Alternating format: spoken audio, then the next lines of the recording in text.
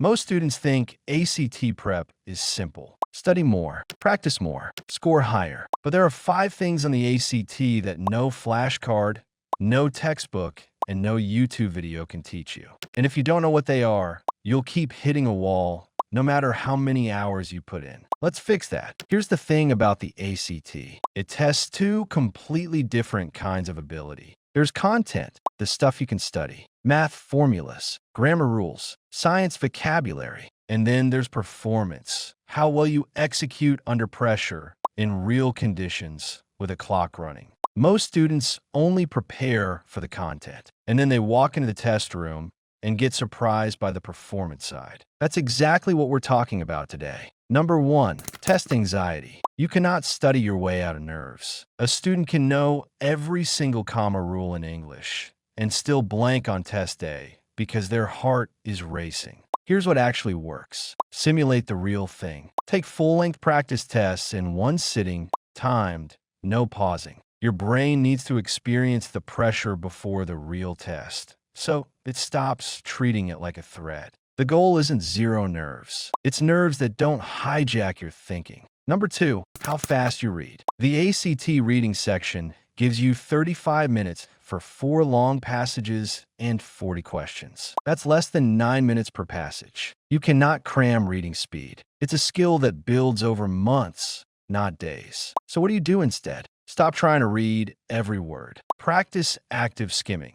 Read the first and last sentence of each paragraph to get the structure, then go straight to the questions. It's not about reading faster. It's about reading smarter. Number 3, endurance. The ACT is over 3 hours long, with no real break for your brain. By section 3, your focus naturally drops, and that's when the avoidable mistakes stack up. You can't study endurance, but you can train it. 1 full practice test per week, start to finish, no stopping. Not 2 sections today, 2 sections tomorrow. The full thing, because your brain needs to practice staying sharp for 3 hours straight. Most students skip this. Don't be most students. Number 4, in-the-moment decision-making. Every student knows, intellectually, that you should skip hard questions and come back. But in the moment, with the clock running and a question staring at you, it's incredibly hard to actually do it. That's not a knowledge problem. It's a habit problem.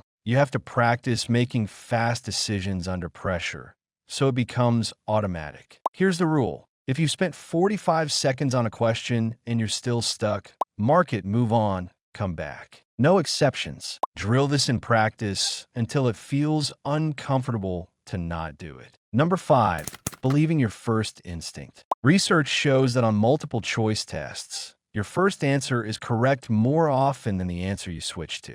But students second-guess themselves constantly, especially when they've been studying hard and start overthinking every option. Confidence isn't something you study. It comes from consistent reps under real conditions. When you've taken 5 full practice tests and tracked your results, you start to trust your judgment. And that trust is worth points on test day. Quick pause. If this is the kind of content that helps you study smarter, not just harder, subscribe. We break down the systems behind standardized tests so you're never caught off guard. All right, let's land this. Here's the summary. You can't study away nerves, so simulate the real test environment. You can't cram reading speed, so learn to skim strategically. You can't fake stamina, so take full-length practice tests weekly. You can't think your way into fast decisions, so build the habit in practice. You can't force confidence, so earn it through consistent reps. The students who improve the most aren't the ones who study the most content. They're the ones who trained the full performance, content, and execution. Now you know the difference. Drop a comment. Which one of these 5 surprised you most? Like this video if it shifted your thinking, and subscribe so you don't miss what's next. We'll see you there.